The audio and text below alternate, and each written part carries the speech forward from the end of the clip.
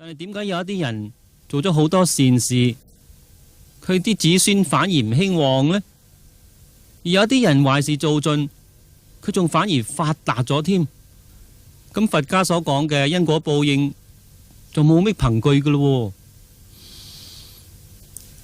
平常人被世俗嘅見解所蒙蔽，一顆靈明嘅心冇洗除乾淨，所以冇法子打開法眼，唔似菩薩咁樣能夠睇到過去未來，而唔受時空嘅限制，所以將真嘅善行反而認為係惡嘅，而真嘅惡行就認為佢係善嘅。呢啲事周時都會有，自己睇錯咗，仲唔怪自己顛顛倒倒，反而抱怨上天報應錯咗。師父，善就係善，惡就係惡，善同惡又點可能會搞錯嘅呢？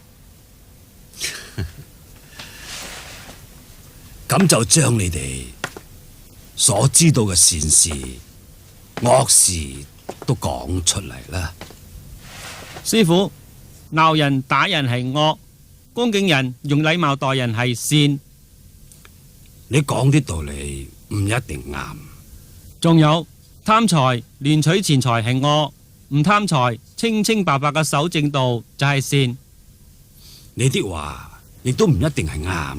師父，咁究竟點樣先至係善，點樣先至係惡呢？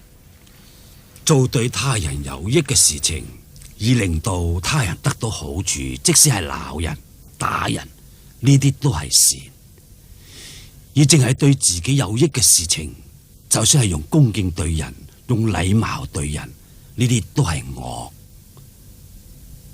總之，一個人做咗善事，以致他人得到利益，就係為公，公就係真嘅。如果淨係諗到自己要得到利益，就係私，私就係假噶啦，並且有良心上所發出嚟嘅善行係真嘅，而嗰啲照嚟做咗就算嘅呢，係假嘅。仲有做善事不求報答，不露痕跡，咁所做嘅善事係真嘅。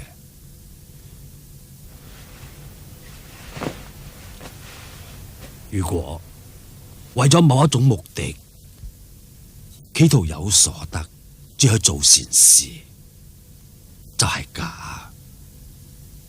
凡事種種，你哋自己都要仔細咁去考察啦。爹啊，點樣先至係端正之善，又點樣先至係歪曲之善呢？一般人都認為謹慎隨和嘅好好先生就係善人，但係聖人就認為敢作敢為、粗豪爽直嘅人只係善人，因為謹慎軟弱冇個性嘅人，雖然人人都讚佢好，而成為好好先生，亦只不過係個隨波逐流、冇志氣、冇道德精神、冇道義勇氣嘅人。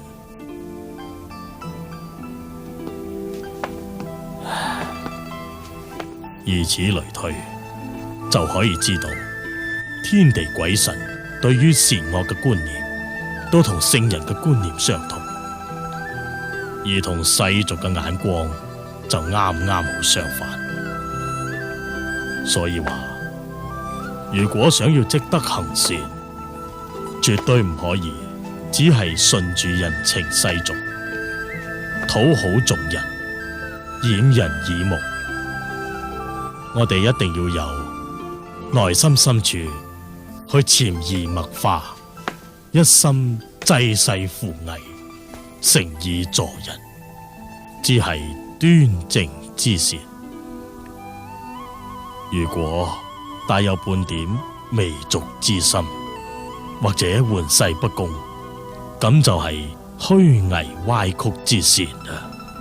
爹啊，咁陽善同埋陰德又係點樣分辨嘅呢？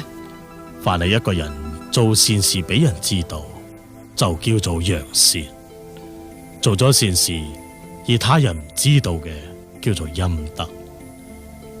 有陰德嘅人，上天自然會報答佢；而有揚善嘅人，大家都知道佢，讚嘆佢，令佢享受世間嘅美名。